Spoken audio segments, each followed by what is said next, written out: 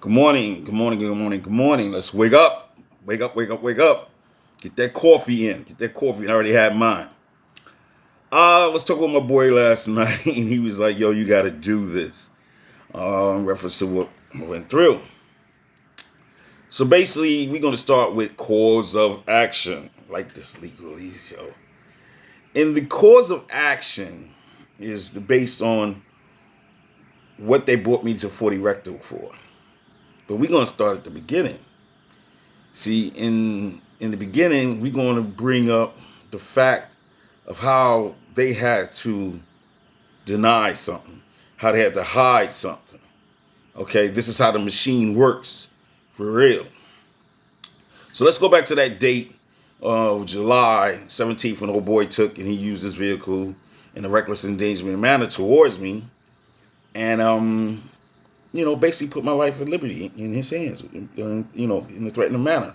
The key thing is the fact that, he's in his workplace. We're at the workplace. Once you're on the property, your workplace.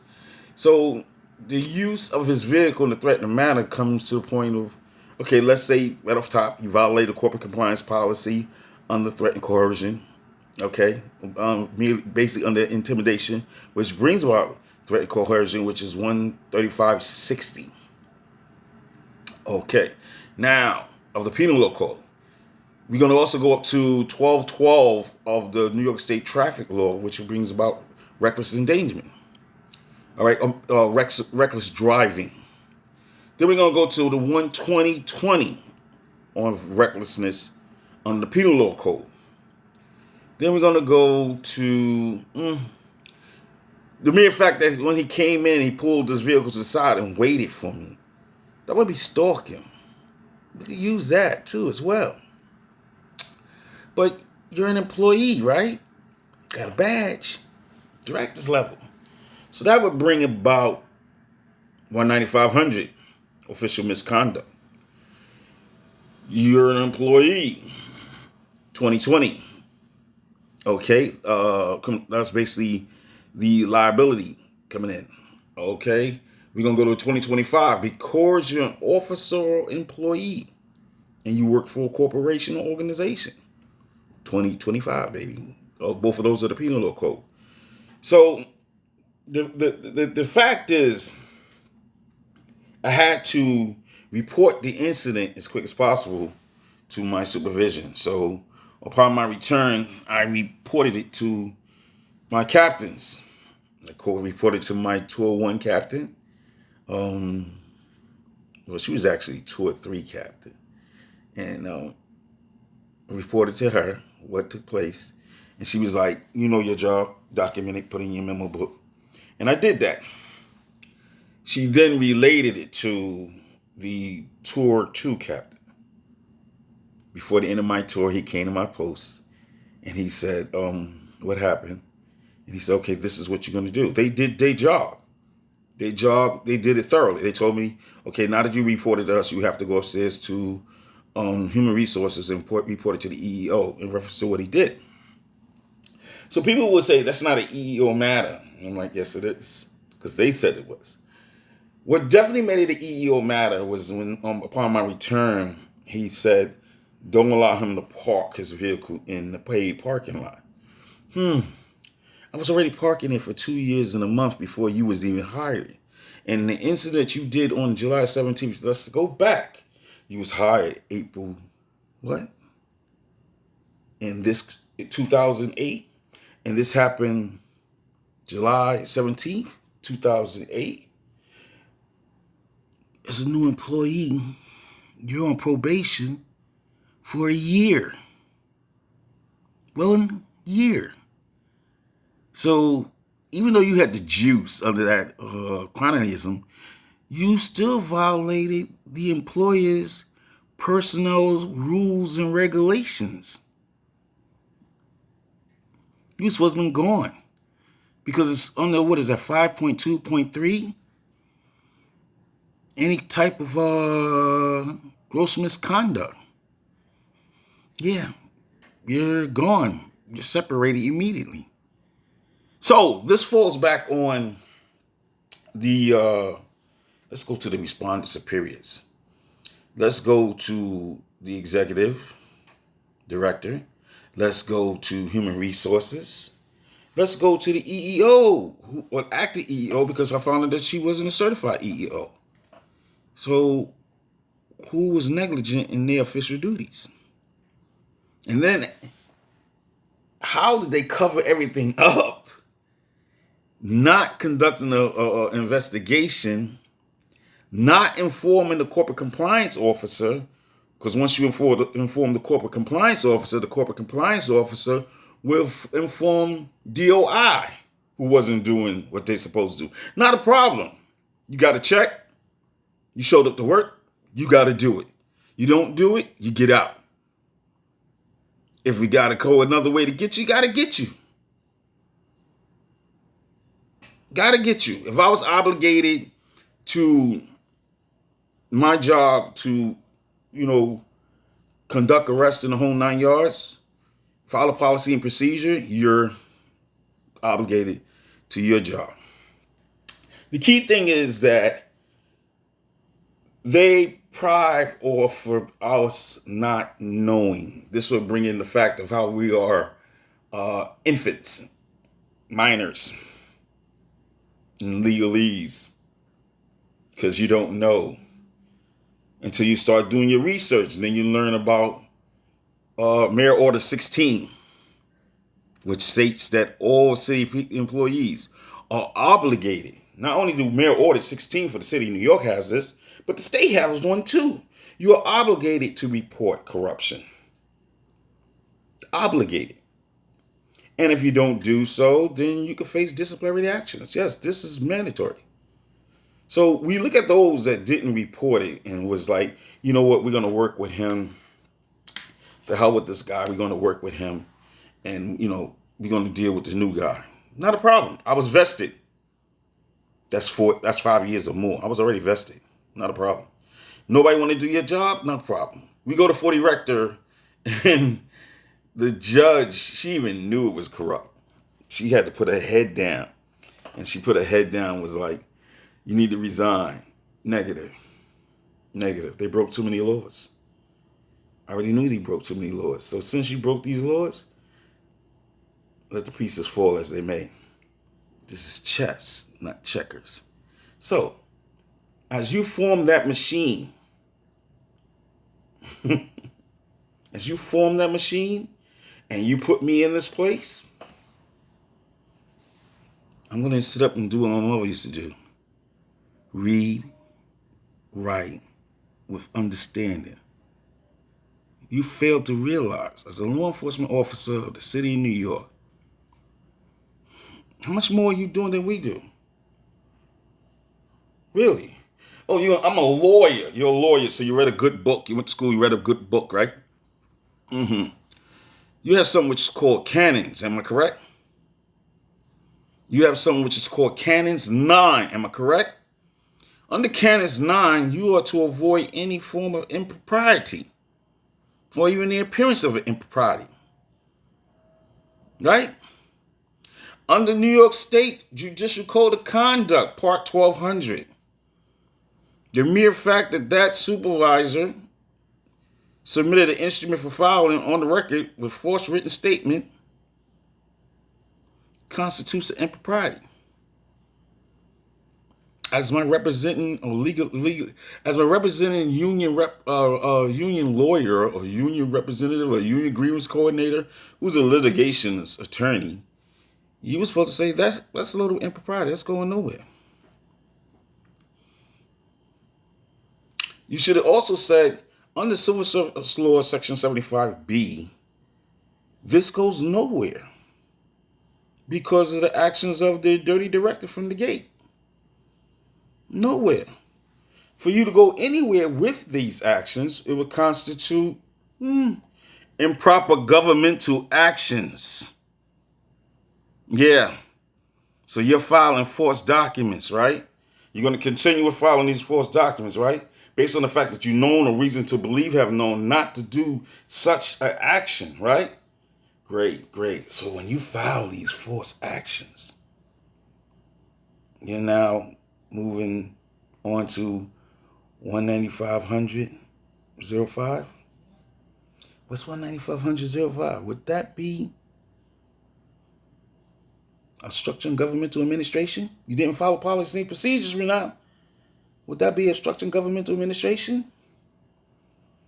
Did you follow where we had to go from one agency to the next agency? Meaning, we went to 40 Rector, right? Yeah. So you file these documents. Each document is a contract. You signed the contract. You filed this contract with the courts. Would that be correcting the government? You got the judge to sustain her argument. I'm going to sustain her argument. What time did the officer show up? 11:45. What time does the officer start? 12 o'clock. She could give him an order. In order for her to give the officer an order, she must put the officer on duty. Then after putting the officer on duty, she wanted the officer to go from point A to point B. Yes, she must provide transportation as per her department guidelines. Patrol manual. Did she do that? No. So her charges in that is also dismissed. It's dismissed because the simple fact the officer wasn't on duty. It's dismissed because the simple fact she didn't send transportation. She failed to do what she was supposed to do as a supervisor. Each one of these people in this case screwed up on an alarming rate. The employer's attorney, just to file the documents, you screwed up. The union representing grievance coordinator, not to address the problems, the situation, and the corrective action. Even preventive action. Okay? The judicial code of conduct is your preventive action. Your canons is your preventive action. Let's even go to the judge's canons. Canons 2. You are to avoid improprieties. So you said on the record,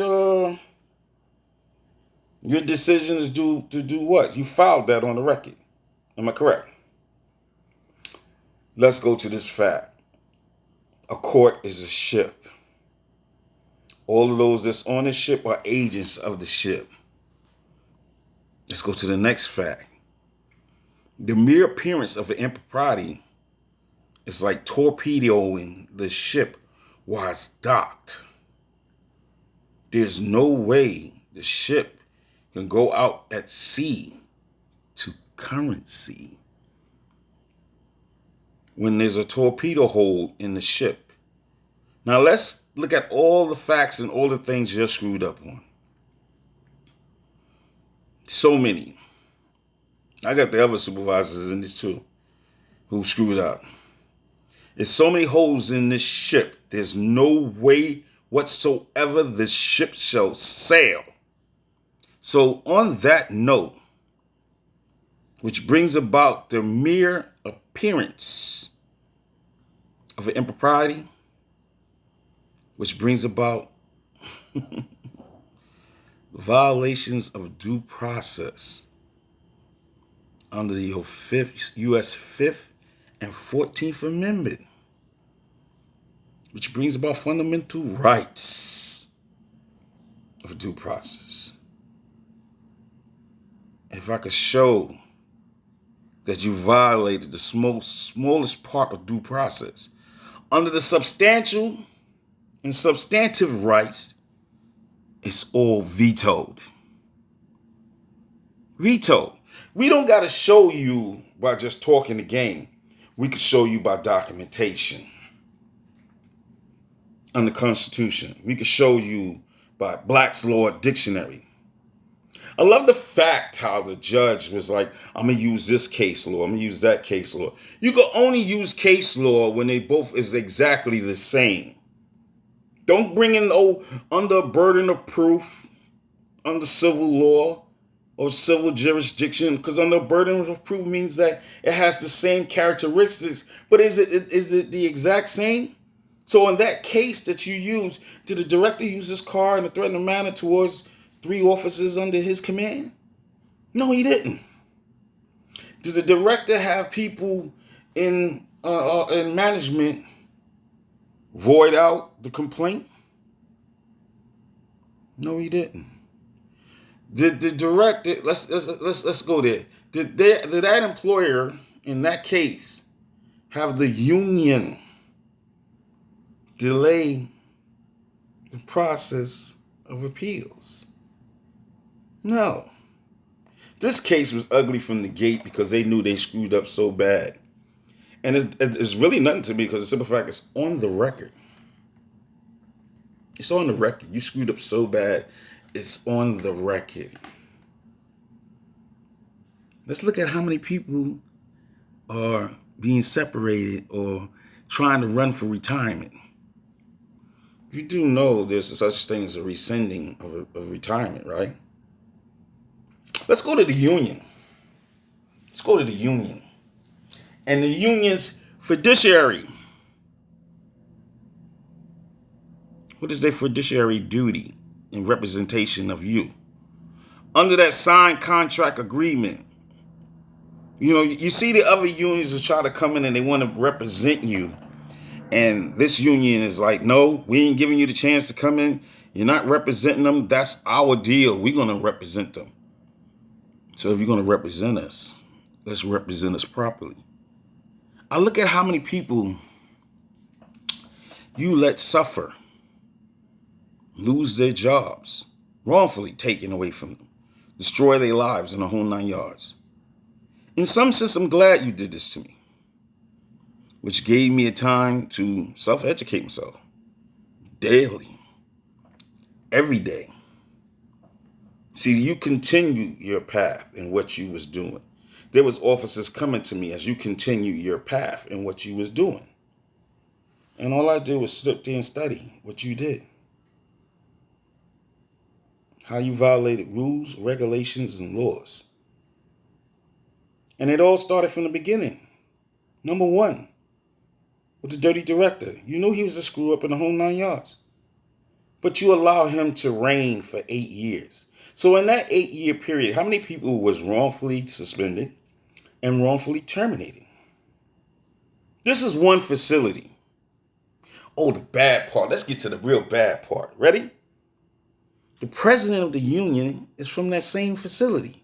So if the president from the union is from that same facility, does that mean the dirty director is his boss? Think about it. Let it marinate. Let that marinate. It's quite comical. It wasn't in the beginning because it was devastating. It was truly devastating. But the key thing is when you stick to it and you stick to your guns and what you was trained and understanding, and then further yourself by hitting that almighty cloud, PDF cloud. You don't got to go to college. You can sit up there, PDF everything. Sit back and read with understanding. Take your time. Then go by their actions. Okay? If you don't know what I mean by go by the actions, you go by what they did. You go by mens res. That's them having a criminal mind in their actions. And basically known or reason to believe have known. Not to violate their corporate compliance policy. Not to violate any federal, state, or local laws.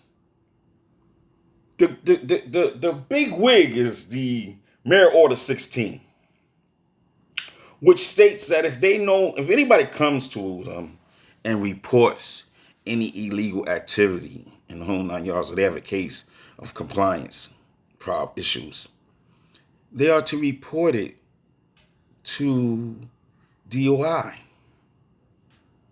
They are to report this. But when they fail to do so,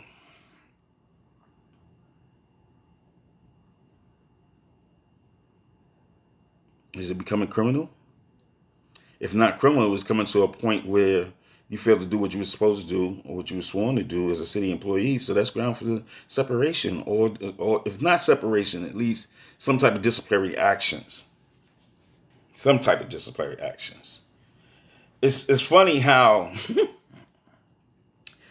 certain people had to suffer, but there were certain people that was also putting things out to try to get them to wake up, even though they were looking the other way. When I say that, it's like from one mayor to the next mayor. You have a responsibility. From the city advocates, you have a responsibility. From the union president on down, which we would say from each one of these entities, the respondent superior have a responsibility under their obligations on the signed contract agreement. If you cannot do what you're supposed to do, you need to step down. Effective immediately. There's no ifs, ands, and whats about this. Because I look at how, let's just do this. The person commits a crime in the street. Is he arrested? Is a report made? Do he have to go to court? Do he have to face his peers? People in the state of New York. So you working in a trusted position. Trusted. And then you abuse your powers and authority.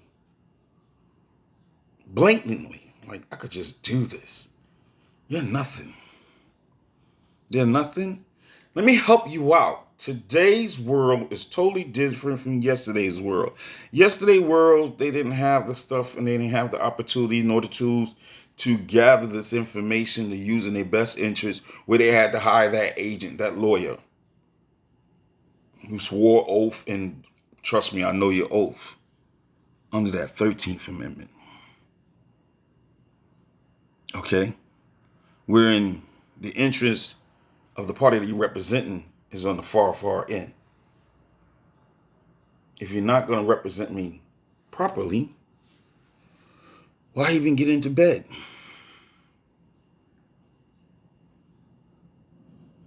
Oh, and I'm aware of that surety bond. Oh, yeah, that surety bond. You know, the Article 78, well, we're going to keep this money. Nah, man. Nah.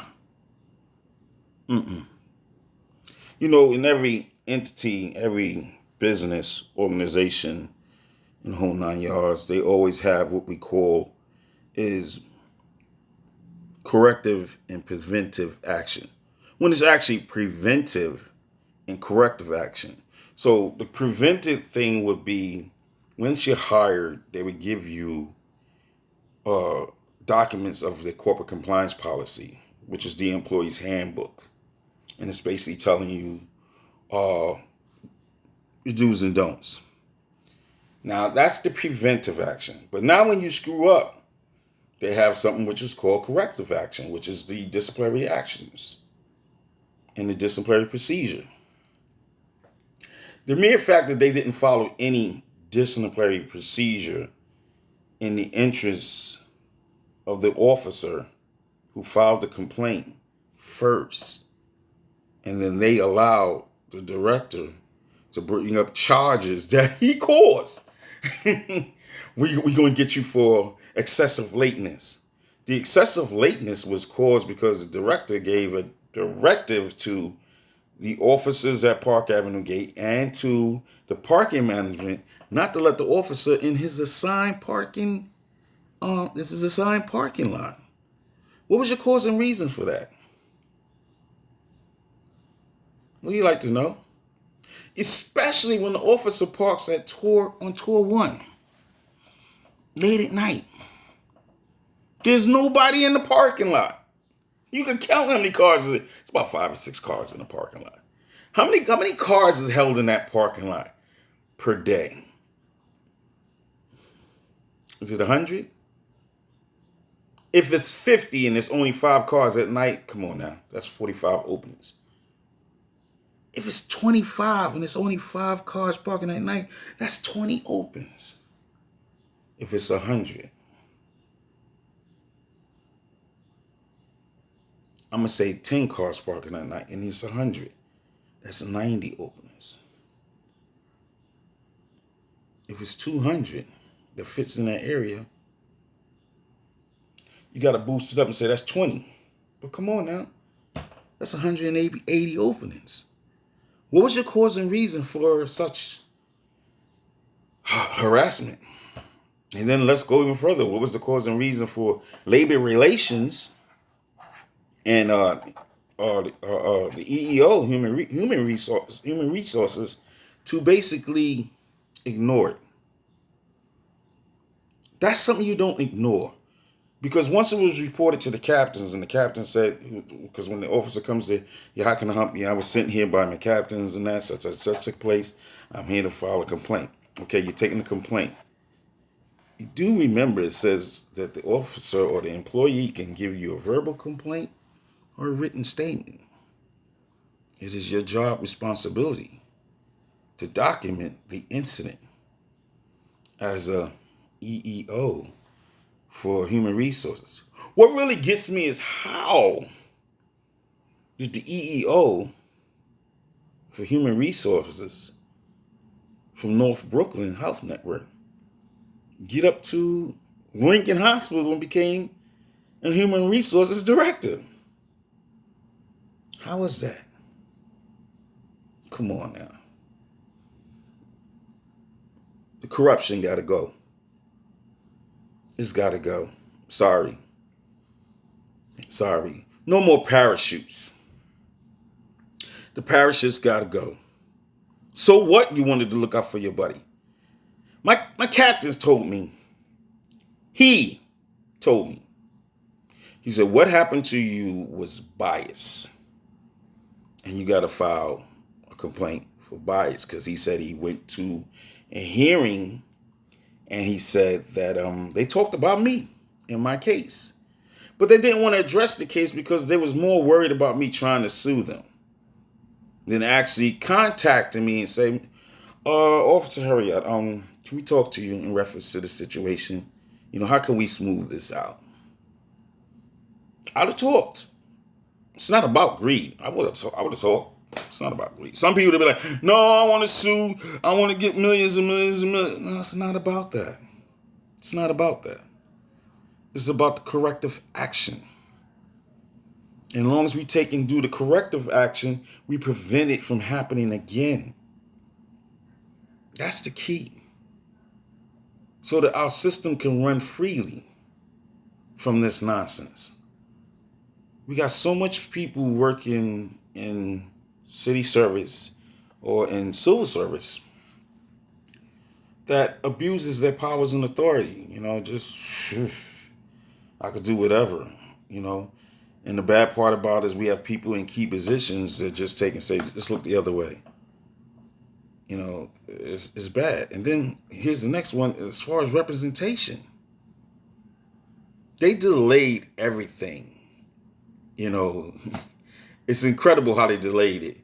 When you filed the complaint for the incident that occurred in the parking lot, which is number one incident, and it was delayed.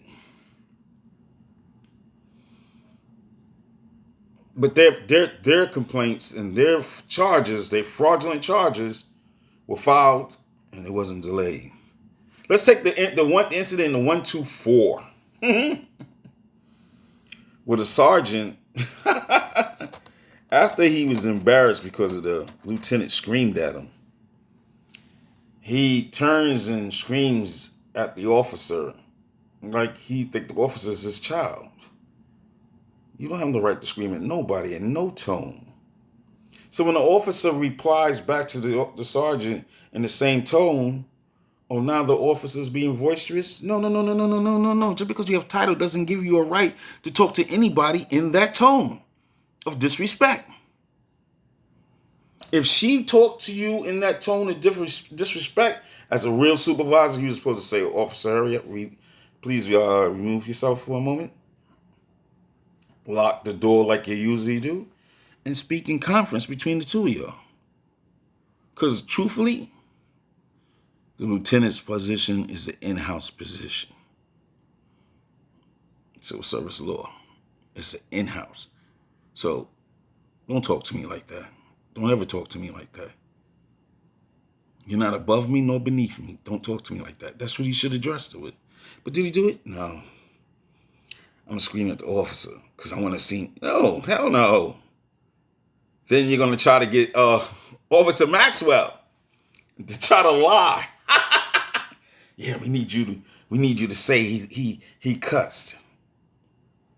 Let me show you how much you was a screw up. At the time of the incident, if any of that really truly occurred, did you put it inside the officer's memo book? No, you didn't. Did you put it inside the 124 book to make a note of what occurred? No, you didn't. Did you put it inside your memo book? No. Oh, you did. 2 days later.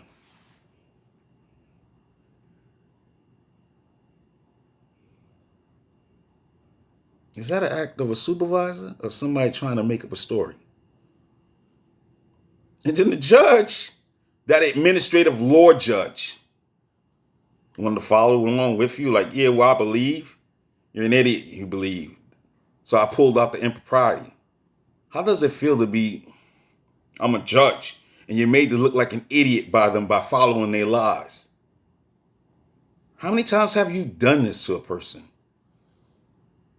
Where administration comes in with a sack full of lies and you take their side in destroying a person's life.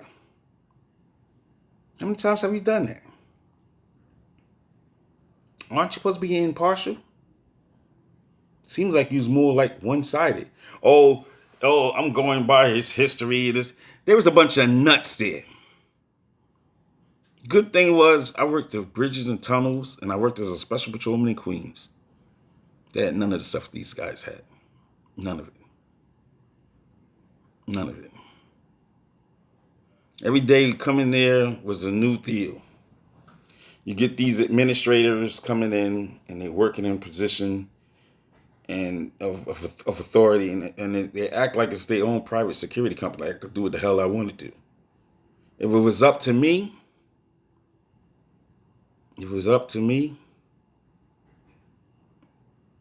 that chief position would not be chief. It would be an inspector.